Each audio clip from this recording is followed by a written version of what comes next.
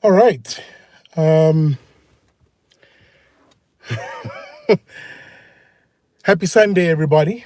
Molo Sanbonani. Hello, how's it? Welcome to another vlog. And this will be a particularly short one because it's it's really based on some of the tweets and the recent developments that I've seen in the media, especially from what has now become opposition parties ever increasingly finding their voice, and the broad spectrum of politicians in this country who I've always argued are broadly speaking center left, leftist, extreme left.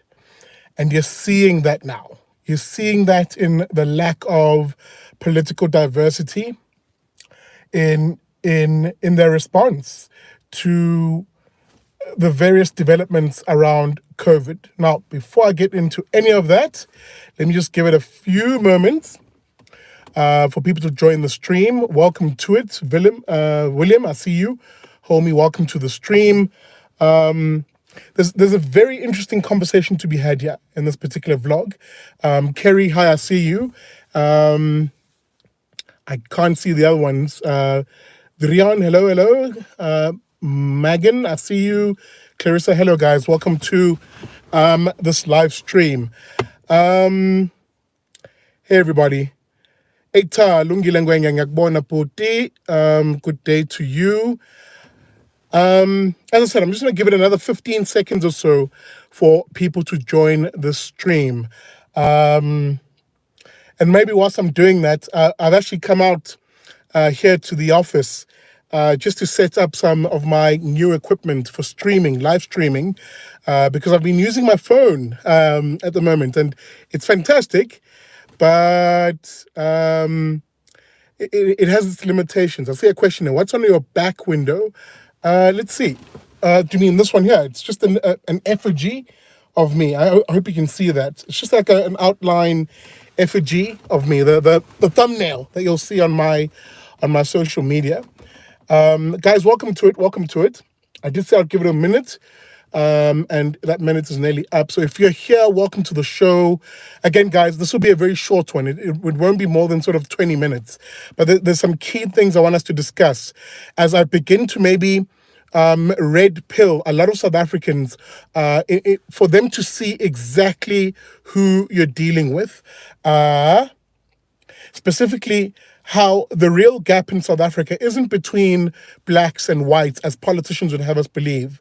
The real gap in South Africa isn't necessarily between the rich and the poor, as again, leftist, socialist, communist politicians would like us to believe. The real gap in South Africa is really actually between the political elites, the people who make up our society's insiders. They are the insiders. They do fantastically well in South Africa, versus the rest of us who are the political outsiders, and the various iterations that we take, whether we're in the middle class, even wealthy people, believe it or not, and more especially poor South Africans. That's the real inequality in South Africa. That's the real divide in South Africa. And you see it in real terms when you even look at you're told a lot by politicians that the gap is between blacks and whites and rich and poor. But then it doesn't explain why one of the largest gaps we're seeing develop is within races, for example. For example, there is a big difference between a black South African who lives in Houghton or Kyalami or wherever these rich neighborhoods are, versus a black South African who ekes out an existence living in a shack on a sand dune somewhere in Cape Town, or living in a small, modest RDP house in Alexandra, where the soldiers and the police literally storm his yard, beat him up, and kill him. That was a nice little pot shot at the politicians who still hold, need to be held accountable for the death of Collins Corsa. Hashtag justice for Collins Corsa. And I had a big fight. I don't call it a big fight. I think I went full ham, rather, on the blavity black types who call themselves Black Twitter in South Africa.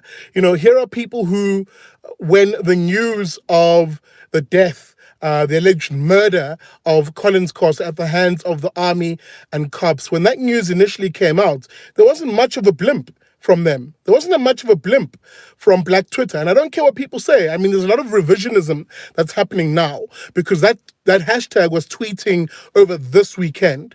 But that's over a week after the court case where Judge Fabricius held the state to account. That's over 3 weeks, I think, since the actual incident itself happened. So that my gripe wasn't the fact that it's now trending and that they're talking about it. That's not my gripe. My gripe was when this stuff actually happened, there was very little in the way of, outrage and the same energy that we saw Black Twitter exhibit when the George Floyd incident came out in America. When the George Floyd incident came out, almost instantly, Black Twitter South Africa jumped on that with that hashtag justice for George Floyd hashtag, etc., etc. Suddenly, Black Twitter came out real strong for that one, but we did not see that same energy for Collins Causa when that story came out, was the point I was making on social media. So that you begin to see the hypocrisy of who, quote unquote, Black Twitter and what it really is. The hypocrisy is, it isn't really pro-Black. They don't really care about Black people, if I'm to be brutally honest. What they care about is being, in every occasion possible, to be seen as being anti-white. That is what they really care about. That is what that really motivates so-called Black Twitter South Africa.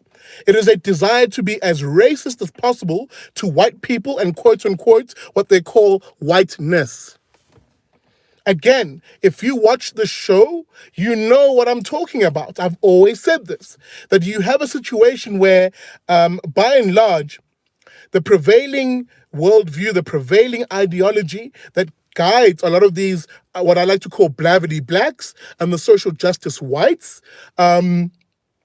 is intersectionalism, these culturally Marxist ideas, and postmodernity, the idea that you view society through the lens of race. And not only when rather you do view them through the lens of race, you then set up these hierarchies of, most oppressed to least oppressed. And when you view society like that, of course you then won't care about someone like Collins Causa necessarily, because Collins Causa didn't have all the recipes that they look for when they want to comment on an issue, which is invariably, and first and foremost, is there a white person involved who they can berate, who they can go after, who they can criticize, who they can spew hatred to? That's their first consideration. And because there was no white people involved necessarily, or just period, actually, in the case of Collins Causa, he was at the bottom of the pile of what they care about. It's only when their hypocrisy was called out, it is only when their hypocrisy was called out on social media in particular, primarily by other Black people, if I'm to be brutally honest, including me, when I called out the hypocrisy that y'all are really quick to jump on George Floyd because there's a white officer involved who allegedly killed him, very quick to jump on that. And I called out the hypocrisy that suddenly then, oh no, they say. No, we've always cared about Collins Causa. Look, in fact, it's trending right now in the last weekend. And I'm like, no, the point is, the fact that it's trending only now is a massive indictment on so-called Black Twitter. This thing happened 2-3 weeks ago already. The court case had actually instituted some form of accountability on the soldiers, on the police, on the state, which was trying to already sort of brush us under the carpet. That court case was over a week ago. Shout out to Judge Fabricius, by the way, who held it down and said, not a chance will someone will be murdered like this by the state and there be nothing by way of accountability. He's the one, Judge Fabricius, a white man, by the way, he's the one who said, suspend these thugs of soldiers, suspend these thugs of JMPD who are alleged to be involved in this. A white man in this country did that. Judge Fabricius, shout out to him. He's the one who literally grabbed the state by the scruff of the neck and said, hey, when? Sorry, little message popped up here. But he's the one who grabbed the state by the scruff of the neck and said, hey, when? I want a report on my desk by June 6th. Into, basically an investigation into what happened in that scene and not this attempted cover-up initially that we saw. Or let me be precise and specific. Initially, it wasn't a cover up, it was just brushing it to the side. Like, oh, no, no, no, this thing happened. And there was no investigation. No one initially was suspended, nothing. It was only when Judge Fabricius, the very same white male that is often berated and hated by the likes of Black Twitter, it was only when he instituted a judgment that we saw some consequences being meted out. That tells you everything you need to know about just how intellectually vapid Black Twitter is. And how if you build this fake society of whites bad, blacks good, or Indians shifty and blacks good, or coloureds dodgy, and if you build that faux, shitty racist society, that shitty racist ideology, you actually miss the facts. You miss what's actually happening around you. But yeah, I had to raise this because I had this debate, I had this conversation on social media, and a lot of people came out very angry at me. Like, oh, how dare you call us our hypocrisy? We didn't say we didn't care. I mean, I had one guy who actually has been on my show before, Snetemba Zonke. Shout out to you, Snetemba. Hope you'll be on my show again. But we had a debate about this yesterday, and the whole gist of Snetemba's argument was to play the mental gymnastics required to convince himself that Black Twitter is above reproach on this issue, that somehow from day one, Black Twitter had been on this particular case. That was essentially his argument. And he literally ran the gauntlet of the mental gymnastics required to convince himself of this. Even delving to the semantics of what I said in one tweet versus another. And I'm like, guys, that's all irrelevant. The fact of the matter is the internet never forgets. Neither does Big Daddy Liberty. Because, I mean, go back to the beginning of the lockdown and look at what was being said around that time by the likes of Black Twitter.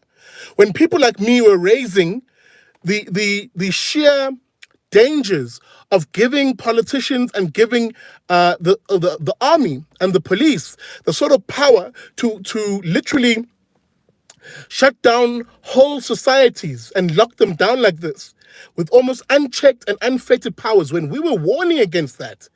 And as we were warning them, as we were seeing in the streets, soldiers, cops, chasing after people at Shambox, beating them in places like Hillbrow, etc., beating up people in the townships, humiliating them, making them roll around on the ground, etc., etc. We were warning against this as being a tool of the state, what the state does when its power is unchecked. But what was Black Twitter saying at the time? Oh, why are they only beating up black people? Why don't they also beat up white people? Really? Really? You're watching fellow South Africans being beaten up, maimed, and killed. And the first thing that popped into your fucking damn blavity black mind was, oh, why are white people not being beaten up like the blacks? Excuse me, motherfucker. How about no people be beaten up at all? Period. As I said, y'all forget that shit. I don't. And that's what happens. That's what happens when you view people as different races, when you view people as different pockets of things that should be divided. That's what happens. You then forget that you're talking about human beings, fellow South Africans, fellow families, fellow individuals. That all goes out the window because you're so obsessed with viewing people through these particular racial prisms that you've developed that are fake in reality, that are meaningless in reality. Hey man, I'm going to call it like it is. And I told y'all when I began this that they're not going to like me. They sure as hell not going to like me because I value the truth more than the fugazi of one's particular worldview. I value the truth more than that. And the truth is you have a state, a gaggle of politicians who inevitably happen to be on the left broadly, and specifically happen to be socialist and communist. You have these politicians maneuvering against us, individuals, against us, families. And I warned you all that this is what it will be. Your race won't matter. Your race won't matter.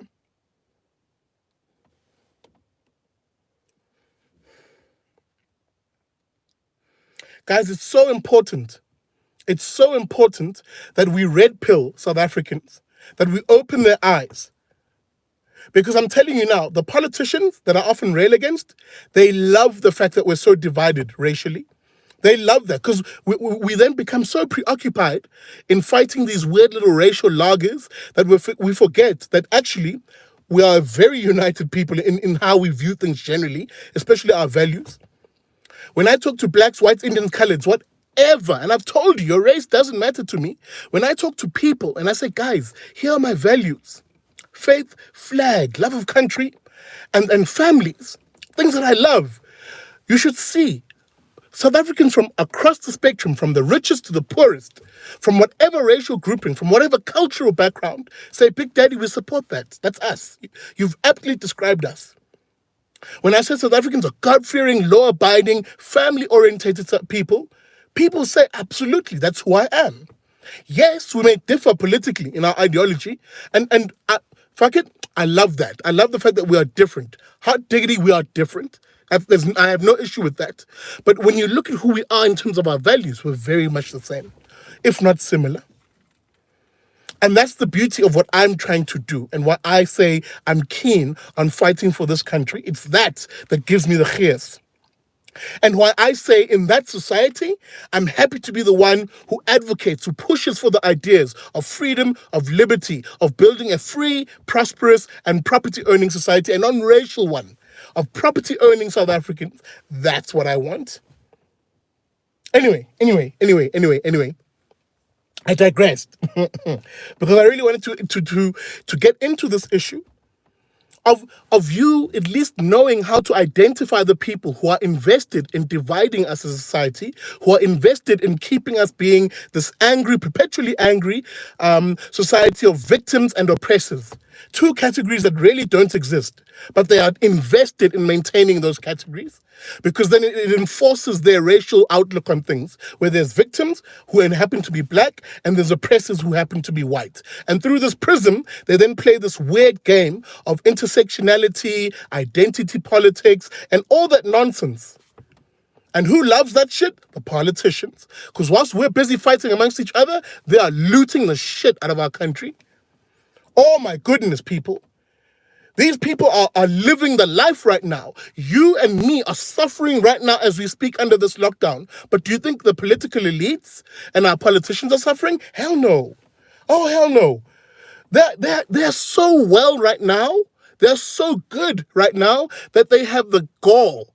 They have the gall to look us square in the face and say, no, you must stay home and starve at home. Like Julius Malema said recently, 2 days ago, if I'm not mistaken, in a press conference. Oh, no, you must reject this state and you must stay at home.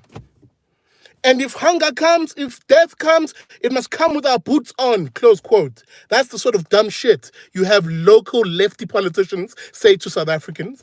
That you and me, our families, the people that we love and care for and fight for and work hard for every single day, that we must starve to death so that they can have their fantasy lockdown and fantasy nonsense. Aibo, guys. Aibo. Voka. Wake up. Because I'm telling you now, these politicians don't give a damn about you and your families. There is nothing within their scope of reality, their leftist, socialist, ideologically driven scope of reality that cares a single damn for South African families.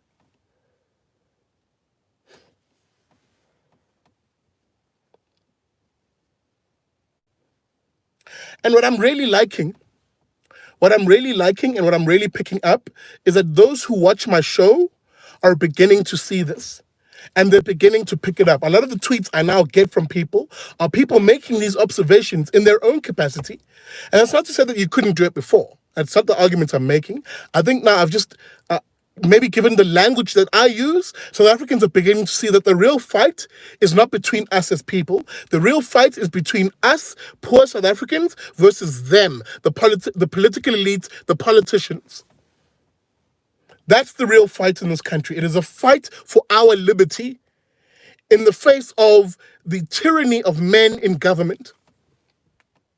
Men who are drunk on power, drunk on ideology, an ideology that seeks to see them be at the top and their friends close, or rather, their friends in a very close periphery to them, and they become the beneficiaries of Project South Africa. And all of us become essentially the serfs, the slaves, if you will, of Project South Africa, owing fealty to them, not praising our Lord and our God, whoever that may be for you, and not praising and supporting and loving our families, but we must praise and worship the politicians. That's what they want. That's why, again, someone like Julius Malema would appear before us and say things like, yeah, don't go to church. How dare they open up the churches? How dare they open up the places of worship? He says that because he's a damn commie. He's a damn commie. You've got to remember, communists and the very doctrine that they view as their Bible, if you will, i.e. the Communist Manifesto, basically called religion, and I open quote here, the opiate of the masses, is what Engels, or rather Marx, called religion. He called it the opiate, the drug of the masses, and basically suggested that people must shift away from it in order to pursue this communist ideal. So, of course, someone like Julius Malema, a red in tooth and claw communist, would say something like, yeah, don't go to churches, and basically berate the opening up of religious institutions and not see their importance. And before people judge me and say, yeah, but we often see him in church, and of course, there's people in the EFF who are, of people of faith. Of course there are. But I said this in a tweet. These guys know enough about religion to exploit it. Not that they necessarily believe in it, not that they really want it. They know enough of religion to exploit it. So, of course, they'll go to the churches and wherever the mosque and do the speeches, speaking to people of faith. But deep down inside, they're thinking, yeah, I'm going to push you people away from this and push you towards praising me, the politician. Aibo, guys. Aibo. I'm telling you, it is now a case of the political elites versus us, the citizens, and really the poor citizens in particular. And the game at hand is those of us who fight for liberty, those of us who fight for freedoms for all South Africans, versus a gaggle of politicians, a horde of politicians who are desperate to strip as many freedoms away from you as possible, to place themselves at the helm of society, not individuals, not families, themselves and their friends at the helm of society. And I am telling you now, reject that and fight it with all you've got. Reject it and fight it with all you've got.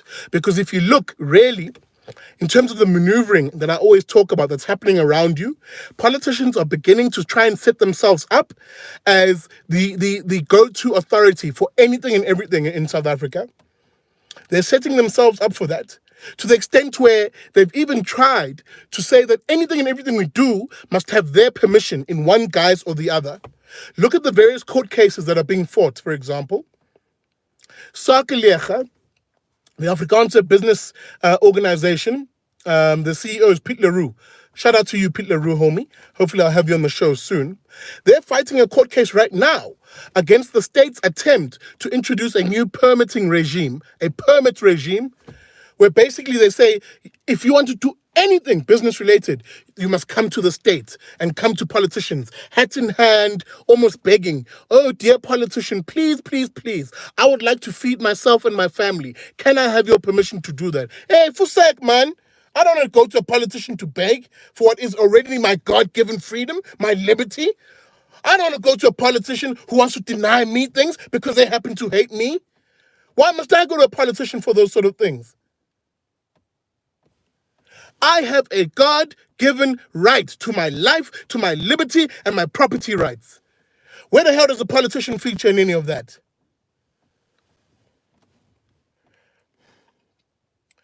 And I keep telling people that that's the fight you literally have in front of you. And how it is your duty to take your fellow South African by the hand and say, who is with me? We fight this one together. Y'all ain't hearing me. Y'all ain't hearing me. We have a duty to take South Africans by the hand and say we fight this one together. Let it be the politicians who live in fear, not us, the citizens. Politicians must be the ones who come hat in hand to beg us, the citizens, for things. Until you have that society, you're going to continue to see the sort of clown world that we're in, where politicians keep testing us and testing us and testing us. I say enough of this. Grab your fellow South African by the hand and we say, who is with me on this one as we fight them, the political elite? Let them be the ones who are beaten up in the electoral ballot box. Let them suffer the defeats for a change. Not families, not you, not me. Let them, the politicians, be the one who live in fear. That's my ideal society. What's yours?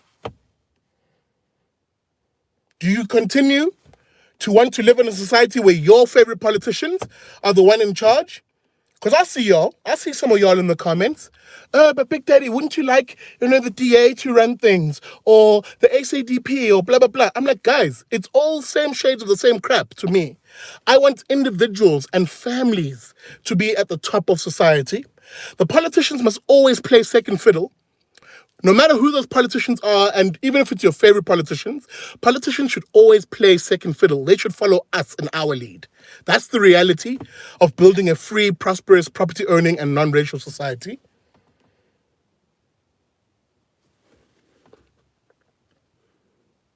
So it's food for thought. It's food for thought in terms of how I structured even the title of this particular vlog, where I said the fight is truly between the political elites versus us, the citizens, the poorer citizens, if you will. And by the way, we're becoming poorer. Hey, we are actually becoming poorer objectively, and you can show it in the numbers. Momentum has done some work around this. Their research unit did some numbers on this. The Institute of Race Relations have done some numbers on this one, showing that South Africans are becoming progressively poorer. Why and how must that sit well with me? When we literally have politicians, or rather, we literally have South Africans becoming poorer. Why must that sit well with me? Just because I happen to be okay. I'm in the upper working class sort of region. Why must that sit well with me? Why must I forget my fellow South African eking out an existence? And even then, as someone who ekes out an existence, the politicians go after them too. That's crazy, man. That's crazy. That's crazy. By the way, shout out to Enigma. Man, yo, dude, 500 Rand support. Thank you so much, man. I am going to fill up Ufasimba my baki with some good diesel with that one. Thank you, brother. I really appreciate that. I appreciate the love. I missed the name, but I do see the $5 that came through, guys. Thank you so much, and I appreciate you. So that's what I had in my mind, guys. I did say it was a short vlog, and I'll wrap it up here. But just to remind you where the fight really is, stop believing the bullshit from politicians saying, oh, don't trust those blacks, or don't trust those whites, or hey, careful about those Indians and coloreds. That's not where the fight is, guys. The fight is not between us, poorer citizens, and the rich in our society. That's not where the fight is, guys. The fight is between us, South Africans, the citizens, versus the political elites in this country, i.e. the politicians themselves and the political elite, the cronies, the tenderpreneurs, all of these people who form the friend network, if you will, of politicians who are looting and fleecing this country dry. The same people who will say shit like, even as they're earning their salaries, they will tell you and your family that, no, you must sit at home and starve. They are the people who I would like you, or rather, they are the people who I would like for them to be afraid of us, the citizens. It's time in this country that politicians be very fearful of us. All of the politicians, ANC, EFF, DA, I don't care. All of them, they must literally shiver and quiver in their boots when they think about citizens in this country. Where they go, hey, we can't mess with these people. They know us, they see our bullshit, and we must serve them where things are the responsibility of the state. They must do those things diligently, or else face our wrath. Our wrath. Guys, I'm going to end it there. I did say it was a short chat. Tonight, I will have a episode of Late Nights with Big Daddy Liberty tonight at 9 p.m. Guys, I'm taking questions in that one. We're going to be just talking. It's going to be a chat between us in that one. So join me tonight for Late Nights with Big Daddy Liberty. Come with your questions ready. I want us to have a very lit conversation. Get your coffee ready, get your mugs ready with those marshmallows and the hot chocolate and the blankets and the heaters, because it's going to be a cold night, but a hot conversation. I'm assure you of that. So Late Nights with Big Daddy Liberty tonight, Sunday at 9 p.m. And on that note, let me say goodbye, guys. I need to drive home and set up. And remember, if you want to support me in the work that I'm going to be doing, in my mission, if you will, find me on Patreon. It's very simple. Big Daddy Liberty, Patreon. I'll link the information in the descriptor. Guys, a dollar a month, is more than enough. I understand that it's been a very tough economy. And again, by the way, blessings and thank you to those who donate a lot more every month. I really, really appreciate it. I cannot begin to describe to you how you're helping build, as I always say, the war chest. Like, I'm actually now in a position where I can actually start talking to people who are going to be on Team BDL, people who are going to do the video editing, people who can do the camera work, some people can even do some research work so that I don't have to do all of this. I can actually focus on doing the advocacy work, going around to communities, doing the hard groundwork, and of course, bringing you the content. So I'm incredibly grateful to every single one of you who are donating to this mission. It's coming together quite nicely, So shout out to all of you. Remember, again, as I will repeat it, if you want to support me on the show, find me on Patreon. A single dollar a month will do it. And guys, on that wonderful, wonderful, glorious note, let me say goodbye and go back home and set up. And I will see you tonight at 9 p.m. for Late Nights with Big Daddy Liberty every Sunday. Guys, cheers to everybody. And remember, as I always say at the end of these videos, never trust a commie.